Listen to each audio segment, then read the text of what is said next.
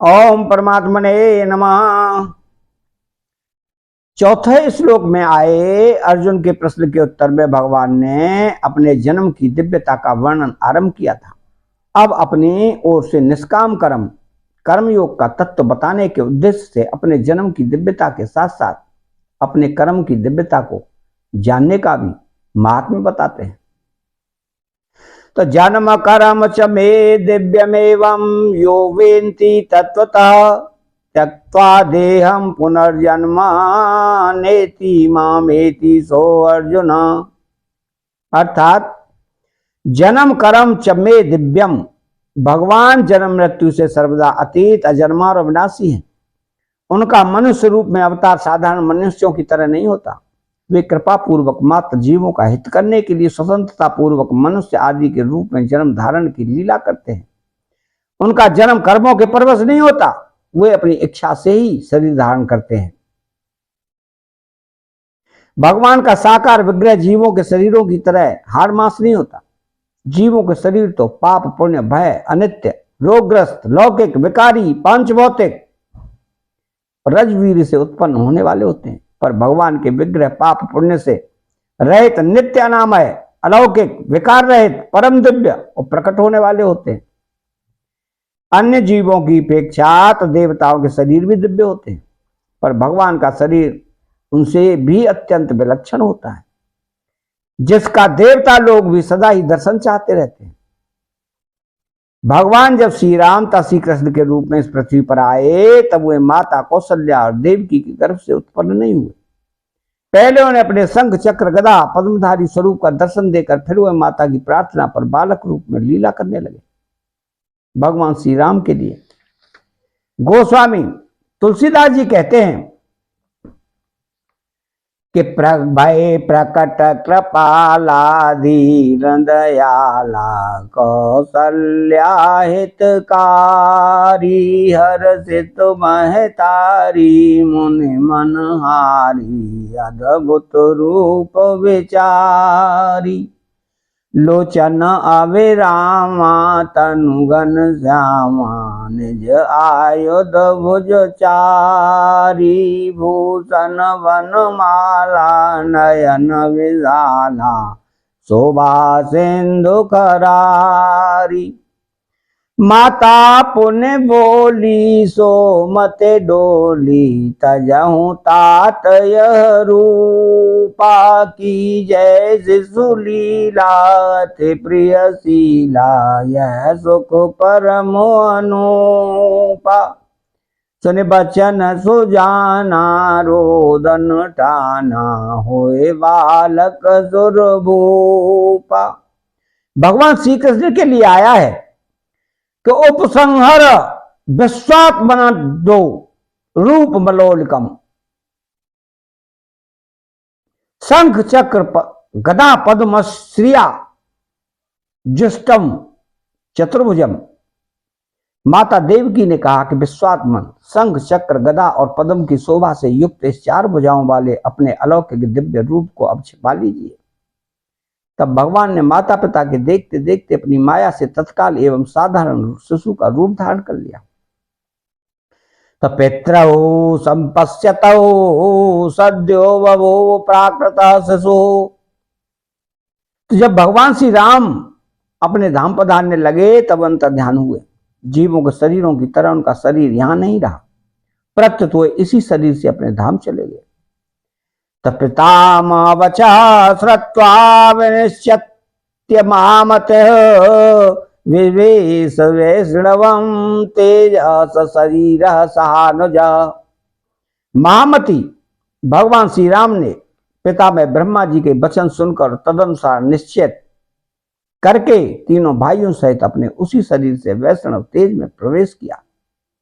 भगवान श्री कृष्ण के लिए भी ऐसी बात आई है कि लोका विरामं स्वतनुं धारणाध्यान मंगलम योग धारणया अग्रेयाद गद्वा धामा विविशत स्वकम।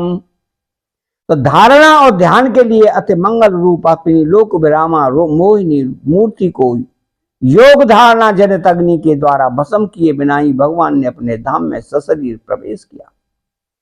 भगवान के विग्रह दिव्य शरीर के विषय में महामुनि वाल्मीकि जी भगवान श्री राम से कहते हैं कि चिदानंदमय देह तुम्हारी, बेगत विकार जान अधिकारी, नर तनु धरेउ संत सुर काजा, कहूं करऊं जस प्राकृत राजा। एक बार सनकादिक ऋषि बैकुंठ धाम में जा रहे थे। वहां भगवान के द्वारपालों ने उन्हें भीतर जाने से रोका। तब सनकादिक ने उन्हें श्राप दे दिया। अपने अनुचरों के द्वारा सनकादिक का अपमान हुआ जानकर भगवान स्वयं वहां पधारे। उस समय भगवान का दर्शन करने से उनकी बड़ी विलक्षण दशा हुई। उन्होंने भगवान के चरणों में प्रणाम किया कि तत्स्यारविंद नयनस्य पदारविंद किंचल कमिश्र तुलसीम करंदवायो, अंतर्गत स्वविवरेण चकार तेषां संक्षोभमक्षर जुषामपि चिंततन्नो। प्रणाम करने पर उन कमल नेत्र भगवान के चरण कमल के पराग से मिली हुई तुलसी मंजरी की वायु ने उनके नासिका छिद्रों में प्रवेश करके उन अक्षर परमात्मा में नित्य स्थित रहने वाले ज्ञानी महात्माओं के भी चित्त और शरीर को क्षुब्ध कर दिया। शब्दादि विषयों में गंध कोई इतनी विलक्षण चीज नहीं है जिसमें मन आकृष्ट हो जाए, पर भगवान के चरण कमलों की गंध से नित्य निरंतर परमात्मा स्वरूप में मग्न रहने वाले सनकादिकों के चित्त में भी खलबली पैदा हो गई। कारण कि वह पृथ्वी की विकार रूप गंध नहीं थी, प्रत्युत दिव्य गंध थी। ऐसे ही भगवान के विग्रह की प्रत्येक वस्तु वस्त्र आभूषण आयुध आदि दिव्य चिन्मय और अत्यंत विलक्षण है। तो भगवान की लीलाओं को सुनने पढ़ने याद करने आदि से लोगों का अंतःकरण निर्मल पवित्र हो जाता है और उनका अज्ञान दूर हो जाता है। यह भगवान के कर्मों की दिव्यता है। ज्ञान स्वरूप भगवान शंकर, ब्रह्मा जी, सनकादिक ऋषि, देवर्षि नारद आदि भी उनकी लीलाओं को गाकर और सुनकर मगन हो जाते हैं। भगवान के अवतार के जो लीला स्थल हैं, उन स्थानों में आस्तिक भाव से श्रद्धा प्रेम पूर्वक निवास करने से एवं उनका दर्शन करने से भी मनुष्य का कल्याण हो जाता है।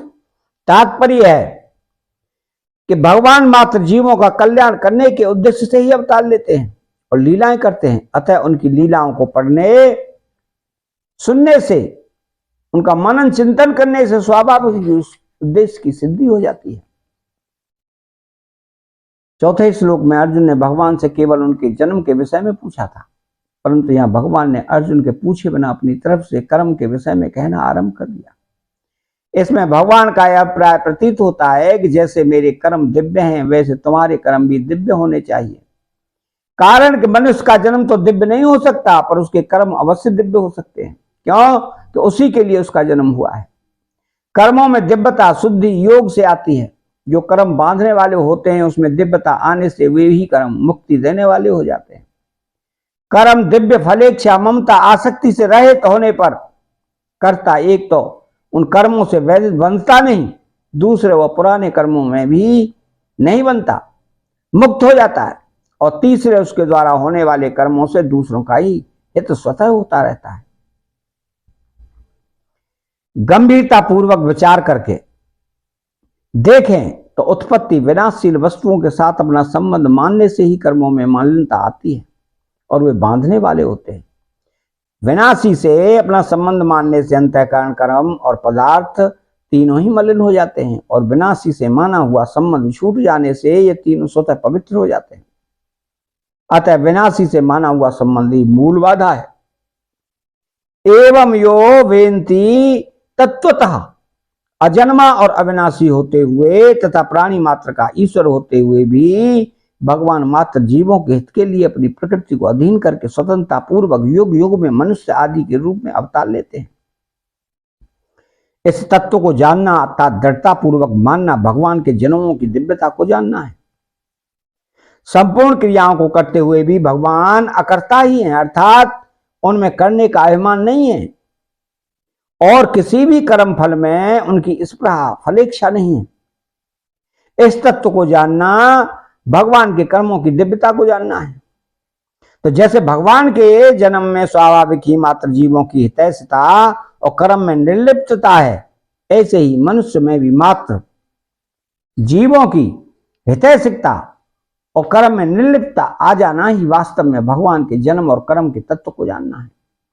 तो त्यक्त्वा देहम पुनर्जन्म नेति, भगवान को त्रिलोकी में न तो कुछ करना शेष है और न कुछ पाना ही शेष है, फिर भी वे केवल जीव मात्र का उद्धार करने के लिए कृपा पूर्वक इस भूमंडल पर अवतार लेते हैं और तरह तरह की अलौकिक लीलाएं करते हैं।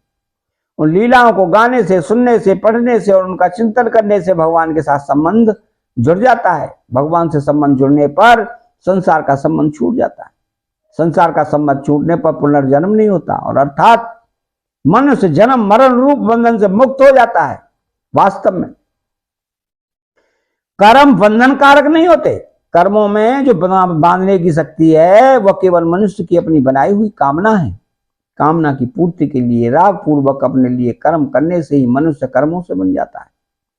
फिर ज्यों-ज्यों कामना बढ़ती है त्यों-त्यों वह पापों में प्रवृत्त होने लगता है और इस प्रकार उसके कर्म अत्यंत मलिन हो जाते हैं, जिससे वह बारंबार नीच योनि और नरकों में गिरता रहता है। परंतु जब वह केवल दूसरों की सेवा के लिए निष्काम भाव पूर्वक कर्म करता है तब उसके कर्मों में दिव्यता, विलक्षणता चली जाती है।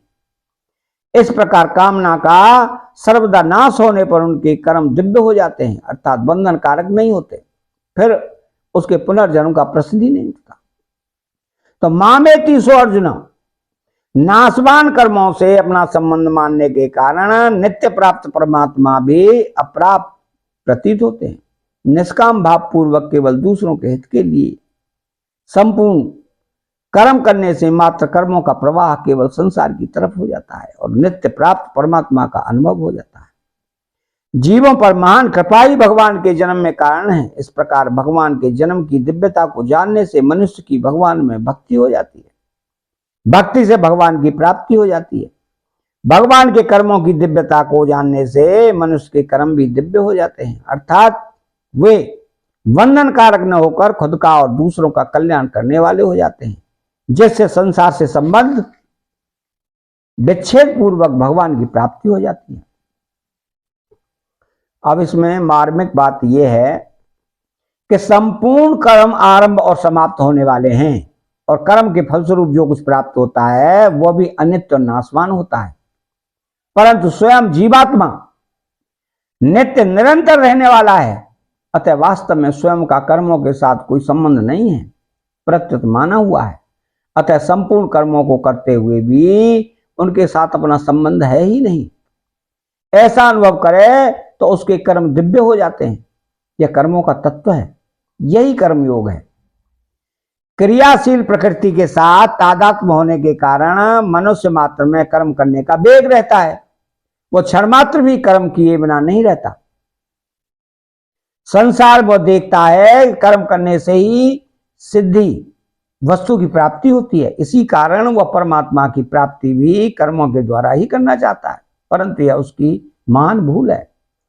कारण कि नाशवान कर्मों के द्वारा नाशवान वस्तु की ही प्राप्ति होती है, अविनाशी की प्राप्ति नहीं होती।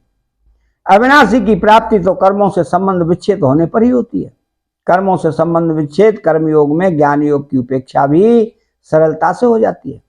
कारण कि कर्म योग में स्थूल, सूक्ष्म और कारण तीनों शरीरों से होने वाले संपूर्ण कर्म निष्काम भाव पूर्वक केवल संसार के हित के लिए होने से कर्मों का प्रवाह संसार की तरफ हो जाता है और अपना कर्मों से संबंध विच्छेद हो जाता है।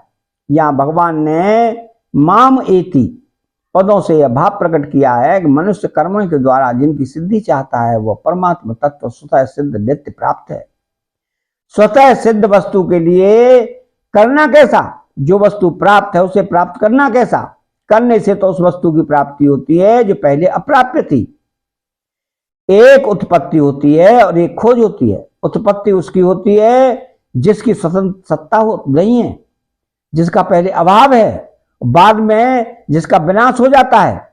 खोज उसकी होती है जिसकी स्वतंत्र सत्ता है, जो पहले से विद्यमान है और नित्य निरंतर रहता है। किंतु जो क्रिया और पदार्थ रूप संसार का महत्व मान लेने से छिप गया है, जब मनुष्य क्रिया और पदार्थों को केवल दूसरों की सेवा में लगा देता है, तब क्रिया पदार्थ रूप संसार से स्वतः संबंध विच्छेद नित्य प्राप्त परमात्मा का साक्षात अनुभव हो जाता है। यही नित्य प्राप्ति की खोज है। कर्तव्य कर्मों को न करके प्रमाद आलस्य करना और कर्तव्य कर्म को करके उन्हें फल की इच्छा रखना, इन दोनों कारणों से मनुष्य को नित्य प्राप्त परमात्मा के अनुभव में बाधा लगती है। इस बाधा को दूर करने का उपाय है फल की इच्छा न रखकर दूसरों की सेवा के रूप से कर्तव्य कर्म करना। फल की इच्छा न रखकर कर्तव्य कर्म करने से कर्मों से संबंध विच्छेद हो जाता है। कर्मों से संबंध विच्छेद होते ही परमात्मा से हमारा तो स्वतः सिद्ध नित्य संबंध है, उसका अनुभव हो जाता है। अतः